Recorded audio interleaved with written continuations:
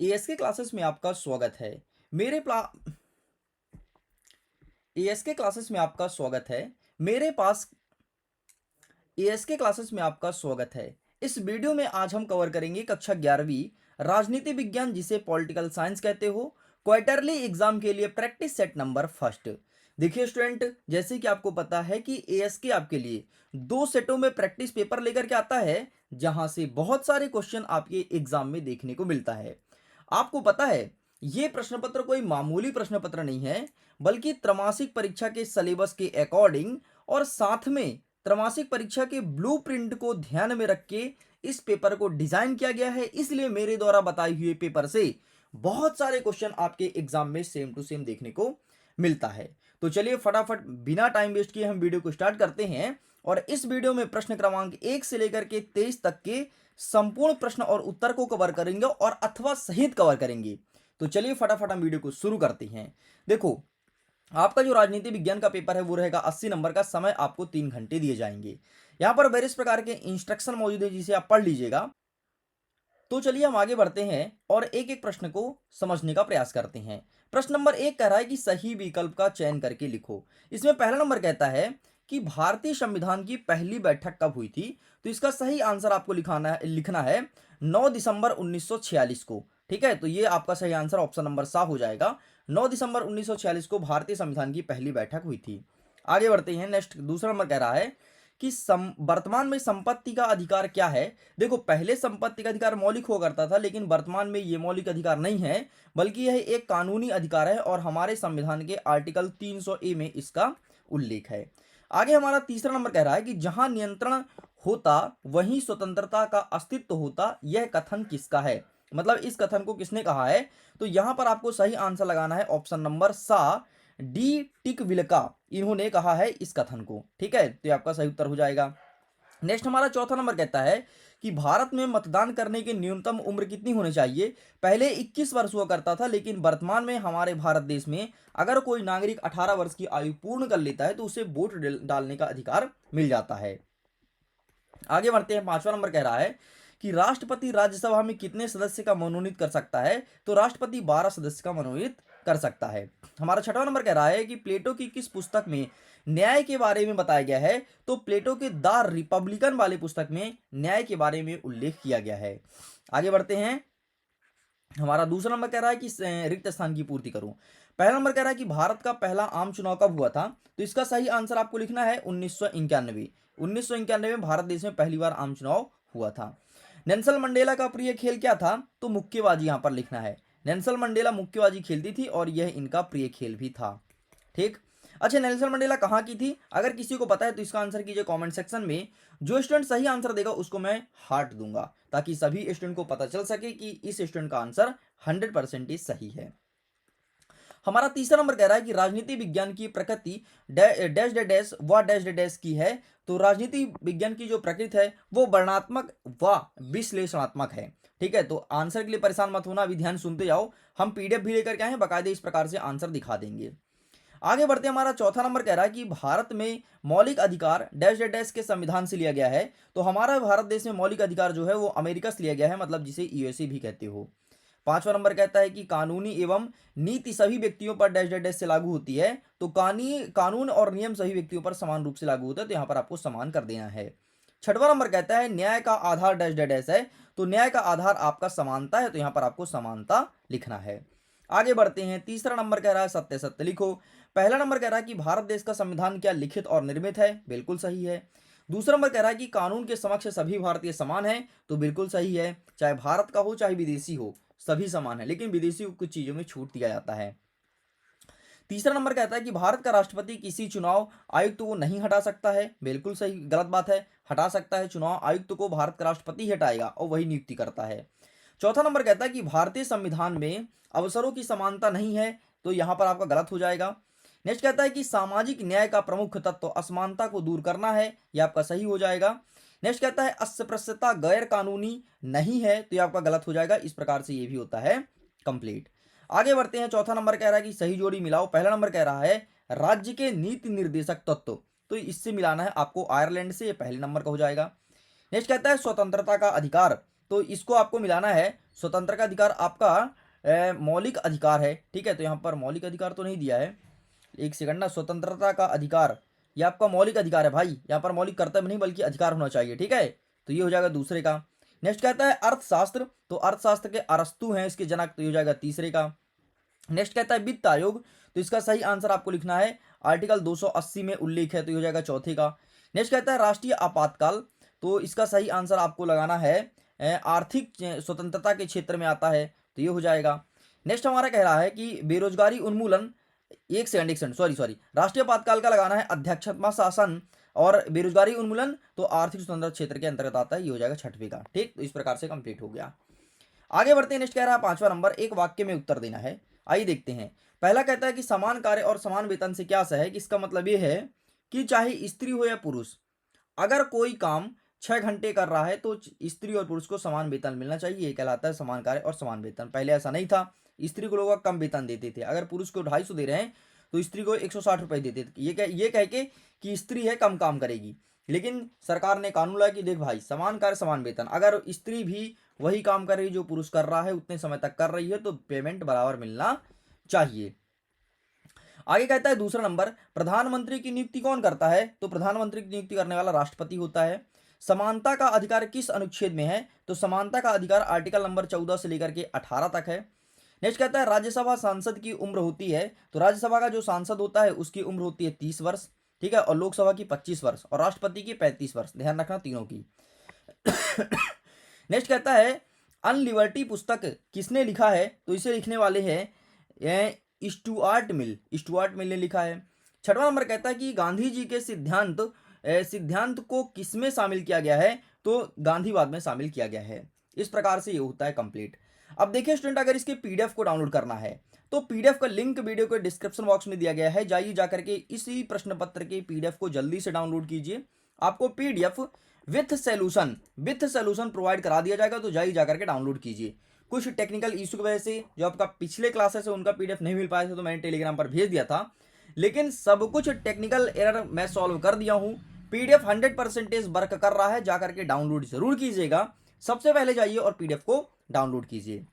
Okay, अब हम फटाफट आगे बढ़ते हैं प्रश्न क्रमांक 6 से लेकर के, और जितने भी क्वेश्चन है सबके आंसर को कवर अप करेंगे और अथवा सहित कवर करेंगे, और सारे क्वेश्चन को याद करके चले जाना, 100% आपके एग्जाम में देखने को मिलेगा। छठवां नंबर कह रहा है कि सार्वभौमिक वयस्क मताधिकार किसे कहते हैं, और अथवा में कहता है कि मताधिकार का क्या आशय है। तो आइए देखते हैं क्या होता है सार्वभौमिक वयस्क मताधिकार। तो ये रहा तुम्हारे सामने, अगर कोई व्यक्ति 18 वर्ष से अधिक होता है तो उसे वोट डालने का अधिकार है, यही कहलाता है सार्वभौमिक वयस्क मताधिकार। नेक्स्ट क्या कहता है कि मताधिकार से क्या है, तो ये यहाँ पर लिखा गया है, ठीक है, किस आर्टिकल में मेंशन है सब कुछ लिखा गया, तो ये आपको लिखना है।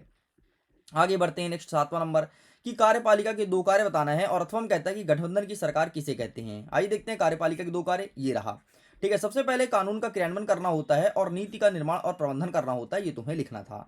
नेक्स्ट कहता है गठबंधन सरकार क्या होता है, तो सिंपल सा, वह सरकार होती है जिसमें 2 या 2 से अधिक राजनीतिक दल मिलकर के सरकार बनाती है, उसे कहते हैं गठबंधन का सरकार। आगे बढ़ते हैं। 8वां नंबर कहता है कि नौकरशाही को परिभाषित कीजिए, और अथवा में कहता है कि संघ लोक सेवा आयोग मतलब यूपीएससी का 2 कार्य बताना है। आइए देखते हैं नौकरशाही क्या है, ये रहा है आपके सामने नौकरशाही, ठीक है, यहाँ पर लिखा गया है नियमों और कार्यप्रणाली, तो इसे अच्छे से देख लीजिए। एंड यूपीएससी ये रहा है आपके सामने, ठीक है, तो टेका स्क्रीनशॉट। आगे बढ़ते हैं। 9वां नंबर कहता है कि अच्छे राजनीतिक सिद्धांत की 2 विशेषताएं बतानी है, और यहीं पर अथवा में कहता है कि किन्हीं 4 राजनीतिक चिंतक का नाम भी लिखना है। तो आइए दिखा देते हैं, ये रहा अच्छे राजनीतिक सिद्धांत की विशेषताएं, ठीक है, ये आपको लिखना है। और नेक्स्ट आपका ये 4 राजनीतिक चिंतक का नाम ये यहाँ पर मेंशन है। ओके, आगे बढ़ते हैं। 10वां नंबर कह रहा है कि राज्य किसी व्यक्ति को किस तरह के कार्य करने से रोकता है, उदाहरण से समझाना है। और अथवा में कहता है व्यक्ति की स्वतंत्रता को बहुमूल्य क्यों माना जाता है। तो आइए देखते हैं 10वां का उत्तर, ये रहा तुम्हारे सामने ऊपर वाला, ठीक है, एंड ये रहा बहुमूल्य वाला, ठीक है, ये व्यक्ति की स्वतंत्रता बहुमूल्य है क्योंकि, और यहाँ तक लिखना है भूमिका निभा सकता है। ओके, यहाँ तक लिख के कंप्लीट करेंगे। आगे बढ़ते हैं। 11 नंबर कहता है कि समानता के आयाम को लिखना है कोई 2, और यहीं पर अथवा में कहता है कि राजनीतिक समानता क्या है। आओ देखते हैं फटाफट। समानता के आयाम ये लिखा है, इसके आयाम राजनीतिक समानता, सामाजिक समानता और आर्थिक समानता, ठीक है। एंड अथवा जो पूछा गया है ये रहा इसका आंसर, ठीक। आगे बढ़ते हैं। नेक्स्ट कहता है कि सामाजिक और आर्थिक समानता में 2 अंतर बताना है, और यहीं पर अथवा में कहता है कि कोई 2 राजनीतिक विचारधाराओं को लिखिए, ठीक है, पॉलिटिकल पार्टीज की विचारधारा को लिखना है। ये रहा सबसे पहले समानता, सामाजिक और अच्छा सामाजिक समानता का स्क्रीनशॉट ले लो। एंड ये रहा आपके सामने आर्थिक, बस यही तुम्हें लिख देना है। ठीक है, नेक्स्ट आपका अथवा वाला राजनीतिक विचारधारा, ये यहाँ पर लिखा गया है अभिव्यक्ति की स्वतंत्रता और व्यक्तिगत अधिकार, बस इतना लिखना है। नेक्स्ट कहता है हमारा 13 नंबर की समानता महत्वपूर्ण क्यों है, और अथवा कहता है कि समाज जनित असमानताएं क्या होती है। तो ये रहा आपके सामने समानता क्यों महत्वपूर्ण है, और ये रहा आपके सामने कि समाज जनित असमानताएं क्या होती है, इसके बारे में लिखा गया है। ठीक है, चलो आगे बढ़ते हैं। 14 नंबर कहता है कि अवसर की समानता को समझाना है, और यहीं पर अथवा कहता है कि साझी मानवता की धारणा क्या है। तो आइए देखते हैं अवसर की समानता, ये रहा है आपके सामने। सबसे पहले साझी वाला देख लो। ठीक है, अवसर की समानता, एक सेकंड यहाँ पर ऊपर नीचे हो गया, अच्छा वो वाला आंसर नहीं है, केवल साझी समानता है। ठीक है, ऊपर वाला आंसर नहीं है, अवसर की समानता नहीं है। ठीक है, नेक्स्ट कहता है 15 नंबर कि समानुपातिक न्याय का क्या आशय है, एंड यहीं पर अथवा कहता है कि मुक्त बाजार क्या होता है। आइए दिखाते हैं समानुपातिक न्याय, ये रहा आपके सामने समानुपातिक न्याय, एंड ये रहा आपके सामने मुक्त बाजार। देखो जिसका आंसर अवेलेबल नहीं है ना, ये 15 के ऊपर वाला, सॉरी ये 14 के ऊपर वाला, तो जब मैं पीडीएफ दूंगा ना आपको, तो वहां पर मैं डलवा दूंगा, तो आप वहां से देख लेना। मिस हो जाता है यार पीडीएफ को अरेंज करने, बाकी आंसर हम सबका लेकर के आते हैं। 16 नंबर कहता है कि संविधान की निर्णय निर्माण की शक्ति और विशेषताओं को बताना है कोई तीन, और अथवा कहता है कि अच्छे संविधान के 3 लक्षण हमें बताना है। तो ये रहा निर्णय निर्माण की शक्ति की कोई 3 विशेषताएं। ठीक है, ये आपको लिखनी है। एंड नेक्स्ट ये रहा आपके सामने अच्छे संविधान की 3 प्रमुख लक्षण क्या होना चाहिए, यहाँ पर मेंशन है। आगे बढ़ते हैं नेक्स्ट 17 नंबर कि भारतीय निर्वाचन प्रणाली की कोई 3 दोष लिखना है, और अथवा कहता है कि स्वतंत्र और निष्पक्ष चुनाव से आप क्या समझते हैं। तो आइए देखते हैं 17 नंबर का, ये रहा है आपके सामने भारतीय चुनाव प्रणाली के कोई 2 परिणाम और दोष लिखना है। तो ये रहा आपके सामने, एंड ये रहा स्वतंत्रता वाला। ठीक है, स्वतंत्र वाला ये आपको लिखना है, स्क्रीनशॉट ले लो फटाफट। चलो आगे बढ़ते हैं। नेक्स्ट क्या कहता है, नेक्स्ट कह रहा है कि स्वतंत्रता के 3 लक्षण बताना है, और अथवा कहता है कि व्यक्ति और समाज दोनों के लिए स्वतंत्रता का महत्व बताना है। तो ये रहा इसका लक्षण, सबसे पहले बंधनों का अभाव होता है, और व्यक्तिगत व सामूहिक अधिकारों की सुरक्षा, ये तुम्हें लिखना है। तीसरा पॉइंट भी देख सकते हो। नेक्स्ट आगे ये रहा, ठीक है, अथवा का आंसर, तो आप इसका भी स्क्रीनशॉट ले लो। आगे बढ़ते 19 नंबर कहता है कि राजनीतिक चिंतक ने स्वतंत्रता का महत्व निर्वादवाद है स्पष्ट कीजिए, और अथवा कहता है कि अभिव्यक्ति की स्वतंत्रता से आप क्या समझते हैं। यहाँ पर आप है, ठीक है, आप क्या समझते हैं। आइए देखते हैं नेक्स्ट, ये रहा आपके सामने, टेक का स्क्रीनशॉट। ठीक है, इसका भी फोटो क्लिक कर लीजिए, एंड ये रहा नेक्स्ट। ठीक है, तो अभिव्यक्ति की स्वतंत्रता, तो इसका भी फोटो खींच लो। चलो आगे बढ़ते हैं। 20वां नंबर कहता है कि संविधान सभा के समक्ष कौन कौन सी कठिनाइयां उत्पन्न होती है, कोई 4 लिखना है, और यहाँ पर अथवा कहता है कि संविधान को असमर्थ और प्रभावी बनाने के कोई 4 प्रावधान बताने हैं। तो ये रहा तुम्हारे सामने संविधान सभा वाला, तो आप इसका फोटो खींच लीजिए। ठीक है, कठिनाइयां यहाँ पर लिखा गया है। चलो आगे बढ़ते हैं, ये तुम्हारे सामने प्रावधान लिखा गया है। ठीक है, नेक्स्ट क्वेश्चन का आंसर, तो ये भी तुम्हारे सामने अवेलेबल है। आगे बढ़ते हैं। नेक्स्ट कहता है 21 नंबर कि भारतीय संविधान में वर्णित मौलिक अधिकार का वर्णन करो। ठीक है, कौन कौन से मौलिक अधिकार हैं, 4 नंबर के क्वेश्चन हैं भाई। अथवा कहता है कि स्वतंत्रता के अधिकार के अंतर्गत नागरिकों को कौन कौन सी स्वतंत्रता दी जाती है। तो ये रहा मौलिक अधिकार आपके सामने। ठीक है, यहाँ पर भाग 3 में मेंशन है, आर्टिकल 12 से लेकर के 35 तक, और पूरा पूरा आपको ये लिखना है। ये समानता का, स्वतंत्रता का, शोषण विरुद्ध, धार्मिक स्वतंत्रता, संस्कृति एवं शिक्षा संबंधी अधिकार, और संवैधानिक उपचारों का अधिकार। ठीक, ये आपको लिखना है। एक काम और करना, ये सब मत लिखना, इसी को तुम डिफाइन जरूर कर देना। ठीक है, इनको थोड़ा थोड़ा डिफाइन कर देना, तो इसको एक बार अपने बुक में चेक कर लेना, बाकी मैं आंसर डलवा दूंगा पीडीएफ में। ठीक, तो इसको भी मैं हटा देता हूँ, बाकी इसको डाउनलोड जरूर कर लेना, और जो बोला हूँ आप वो लिखना। एक सेकंड ना, एक सेकंड, 1 सेकंड, थोड़ी मैं चेक कर लेता हूँ। हाँ, यहाँ पर नहीं है, तो आप ये सब कहानी मत लिखना। ठीक है, केवल मौलिक अधिकार की बातें करना, आपको पूरे नंबर मिल जाएंगे। चलो कहाँ तक कंप्लीट हो गया। अच्छा, अथवा वाला देख लेते हैं। स्वतंत्रता का अधिकार के अंतर्गत नागरिकों को कौन सी स्वतंत्रता दी जाती है। तो ये रहा तुम्हारे नागरिकों की स्वतंत्रता। ठीक है, आर्टिकल 19 के अंतर्गत लिखा है अभिव्यक्ति की स्वतंत्रता, सभा करने की स्वतंत्रता, संघ बनाने की, भ्रमण करने की, निवास करने की, या पेशा करने की स्वतंत्रता, बस इतना आपको लिखना है।